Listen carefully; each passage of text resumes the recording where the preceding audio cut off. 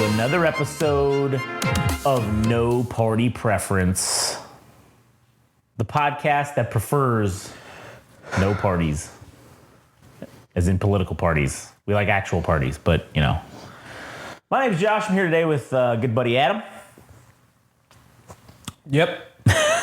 Today we're going to talk about a term that philosopher Adam has come up with, political scientist Adam, post-objective reality versus journalism. Yes.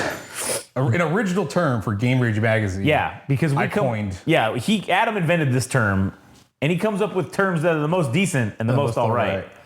And speaking of things that are the most decent and the most all right, if you want to listen to more of Game Rage magazine, you can go to YouTube, Game Rage Magazine. You can follow us on Instagram and TikTok at Game Rage Magazine, Twitter/X at Game Rage Mag. If you like music, you should go listen to the All Gas No Trash podcast and follow Adam on Instagram at All Gas No Trash Official. And if you like anime and mangas, you should go listen to the Anime Syndicate, and you should follow Frank on Instagram at anime_syndicate_podcast. And if you want to listen to a pretty all right podcast about wrestling, go listen to Game Rage Wrestling. Anyways, did you have any interesting facts today about Game Rage Magazine? Yes. Oh yeah, what do you got? If you listen to Game Rage magazine, not that this actually happens objectively. Well, actually, time is a perspective, right? True. Or it can be subjective depending on what planet you're on. But Game Rage magazine objectively makes the week go by quicker. You know, that is true. That is very true. I do think that The work week quicker. Yeah, definitely the work week. Yeah. Getting through Monday is the fucking hardest day of the week. And Game Rage Magazine makes that just a little bit easier. And if you want to listen to Ginger Root, album review, especially with a song named Better Than Mondays. Oh yeah. I think you would want to check out that episode on All Gas No Trash. And so I could say Game Rage magazine makes your week go by quicker. No numbers, but yeah, quicker, just quicker. I really fucked that one. It's all right. I'll make up for it. This is a personal testimony that ever since I started listening to Game Rage magazine, I've noticed that the filters in my air conditioning system last 20% longer and come out 15% cleaner than when I don't listen to Game Rage magazine. So that makes me believe that people that listen to Game Rage magazine are more likely to have their air conditioning filters last longer and be cleaner. So, just FYI, just a little side bonus. Get a little more bang for your buck on your AC filter. Maybe you can spring for that extra good one because it'll last a little bit longer if you listen to Game Rage magazine. True. Anyways, all right, Adam. Post-objective reality. All right. What the fuck does that mean? What the fuck does that mean? All right. So the way I visualized it, as I explained it to you before we even started this episode, is that everybody experiences some type of event, right? Mm-hmm. Or maybe is he eating the feces? I think that's throw up. All right, here. Anyways, continue. I'll go fuck with that. Well, my mic's on. I can hear. Who threw up? Get out of there. Oh, no, that's some kind of feces. I don't know. I'll beat it up later. It looked like throw up from here, but see, we can't even agree on whether that's feces or throw up. I don't know. I mean, from here, it looks like both. It's a Schrodinger shit. Like, So as I was explaining it, you have 5 people that witness an event, right? Or even the news reporting an event, say like what's going on with Hamas and Israel, right? Or even with Ukraine war in Russia, or even in American politics, right? Yeah. 4 out of 5 of us would say they feel some type of way about the outcome, right? Sure, yeah. So if the consensus agrees upon this, then it is more or less a fact, right? Yeah. But then there's one person that says, well, I don't see it that way. So it's very strange, but like, I would say it kind of invalidates the 4 other people if one person can't fucking, it's kind of like a hung jury, right? Yeah. And I think we are living in closer to something where instead of 5 people, it's 10, and everybody feels one way about one thing or one way about the other, and nobody can agree about what the actual meaning of the event was objectively. So now it like makes me even question what's happening with like the news or even events in general. Because I was listening to NPR, and I would say NPR has like something of a left-leaning preference, but they mostly are like center left. But for the most part, they try to be objective about what they report, right? Right, yeah. So ever since like Trump has come into the fold of becoming president, I think the news has taken advantage of this and decided that they don't want to report what the actual truth is, and instead give us like what their perspective is about the thing to sell the news, right? Yeah.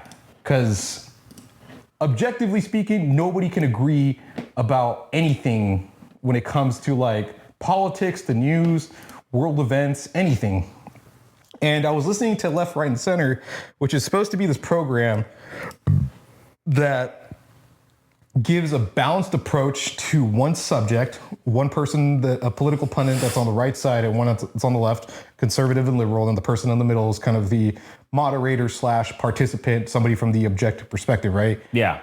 And they were talking about Kamala Harris and the Donald Trump debate that happened this past week, right? And it seemed like both of them, as crazy as it sounds, like it sounded like both of them were putting the burden of proof on Kamala Harris to prove her legitimacy as president instead of Donald Trump doing that. Mm-hmm. When we've had all these things happen with Donald Trump, like the 2 cases of impeachment, the 34 counts that he got, those things happen, right? Yeah. But the bar has been set so low for him that all he needed to do was have a coherent sentence within the debate itself for people to say, "Oh, he had a great debate." And then I personally felt like when I was listening to or consuming this content from NPR or for Left, Right, and Center, that they like this is the news trying to capitalize on the Donald Trump effect of him on the news, right? That they're setting the bar so high for Kamala Harris that it's almost unreal to me, like consuming it. And it's to the point that I don't even care about what they think. Because I was listening to this, I'm like, are you fucking kidding me? At least Kamala Harris ran or has held public office. She's an attorney general. She's been a senator. She's been a lawyer. Yeah. And to me, she's had all the prerequisites to seemingly be qualified to be president, and she showed out to the debate pretty well, in my opinion, with the exception that, yes, they did have a few points about where she flip-flopped in terms of like oil fracking, and also I think the border issues that have been plaguing the U.S. and stuff. She's flip-flopped on a certain topics, and she didn't elaborate, but for the most part, I think she had a pretty good debate on her own part. But I felt like they were far more harsher on Kamala Harris as opposed to Donald Trump, who I'm not particularly fond of. So I feel like I'm seeing things through my own prism of reality that I can't even accept what's happening, what's being reported on television or even newspapers, or I just can't believe it, dude. Like, it's happening to fucking me. Right. And I kind of think too, like, just in regard to the debate, I do think she fucking won that handle. I don't think that's even a question. I think she won the debate, even with the issues that she was facing during that.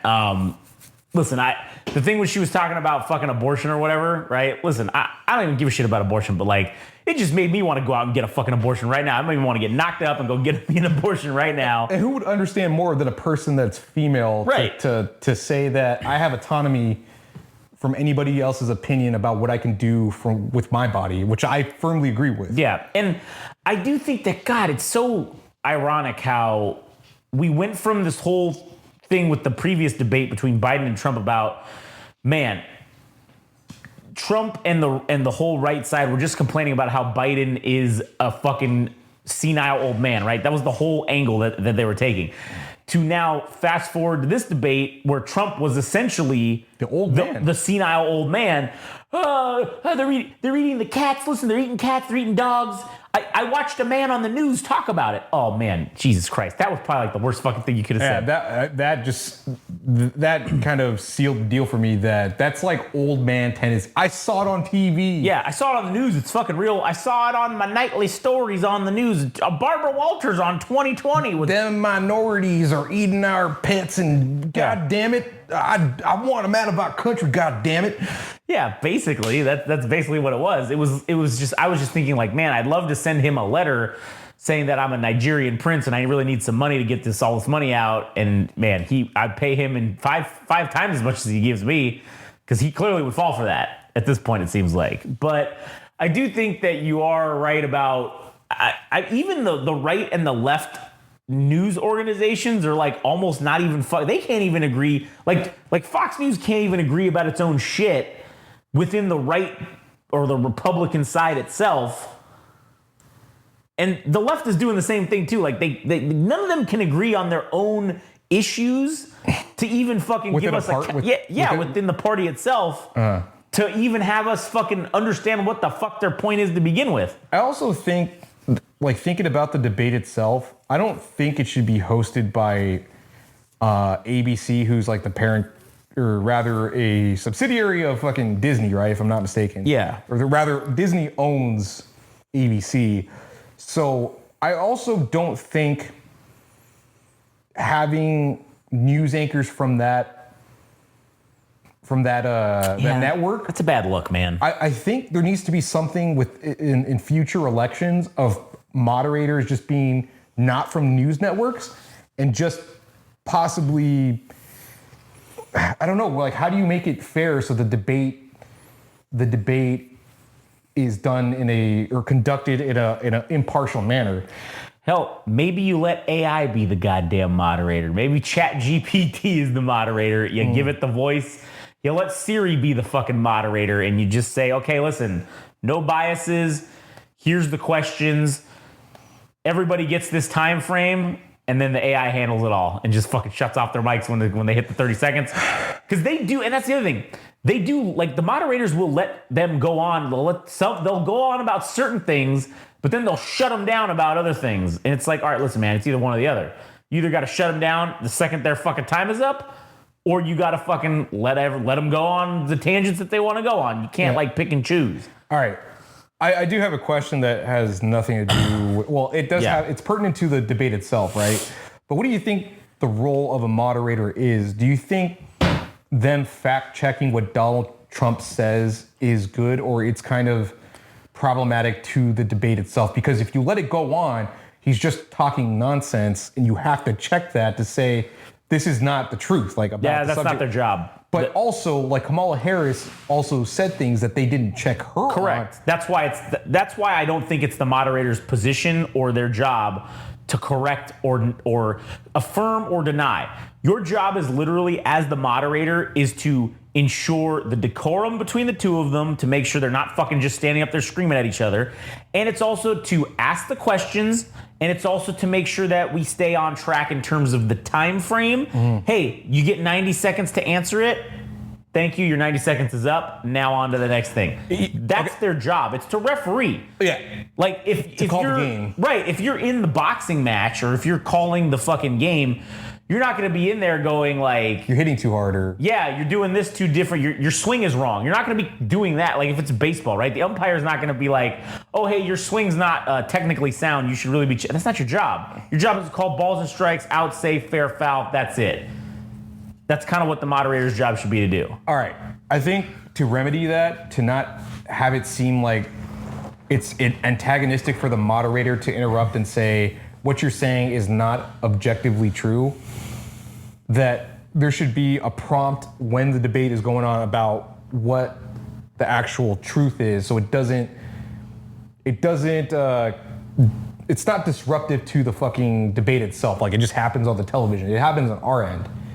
Sure, but then it needs to happen across the board equally. Well, yeah, right. I'm not saying it's going to be one way. That's what I'm saying. That's what it would end if. And that's the problem with having it on a because ABC, let's be honest, is a left-leaning news organization, so it has to be on a nonpartisan fucking thing.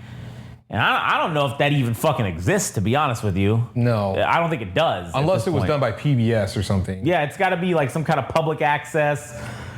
But then that's the problem. The people running it cannot, and this is the Schrodinger's cat thing about post-objective.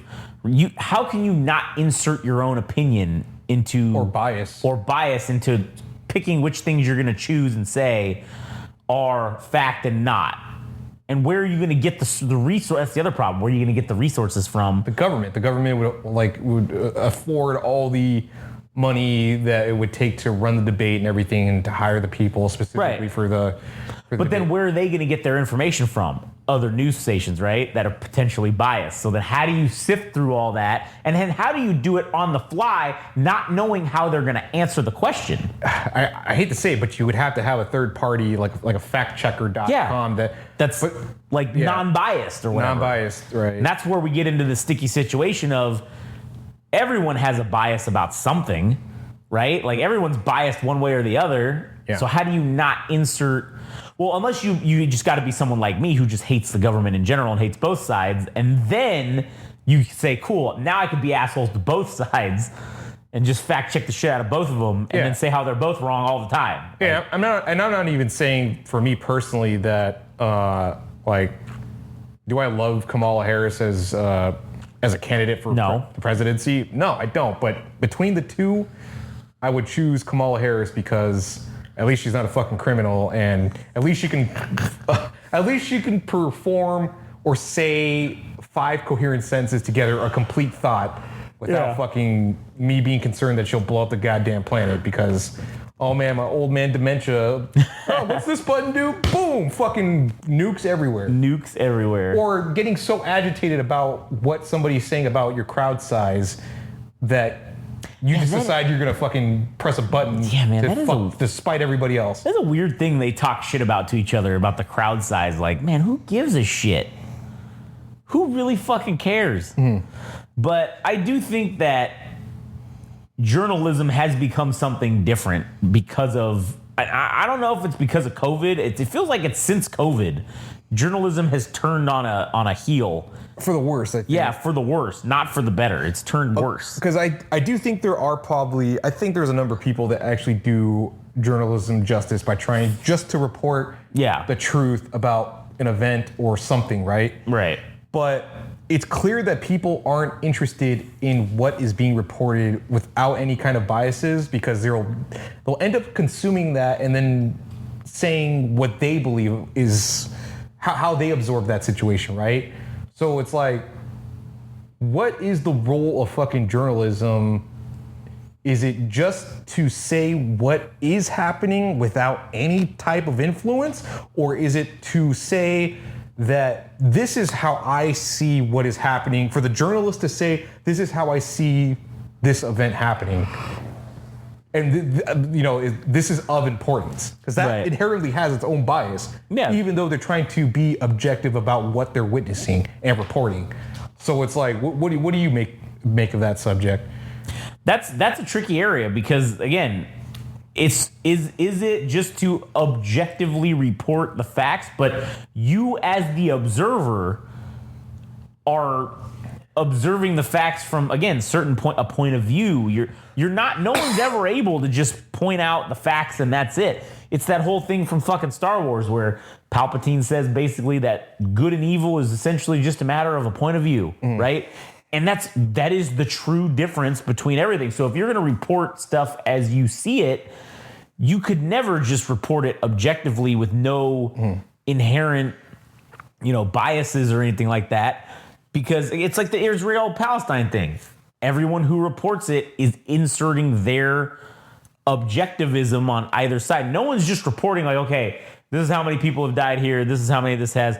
Everybody's, these civilians are being massacred, or the terrorists are massacring other civilians over here. It's not. There's always a little flavor added into it instead of just giving us the shit as it's going down.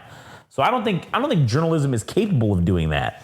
All right, because the only reason I bring this up is it's the way people consume things as well, right? Yeah. Where people prefer to hear about the news from personalities they like parasocial relationships with streamers or influencers. They would rather consume somebody's take on abortion. I'm just going to use like Taylor Swift or Hugh Jackman. If he had an opinion on politics and he felt a certain type of way and he disseminated how he feels about that subject, that people would be more inclined to listen to that than an actual reporter or journalist about what is probably actually the truth. Yeah.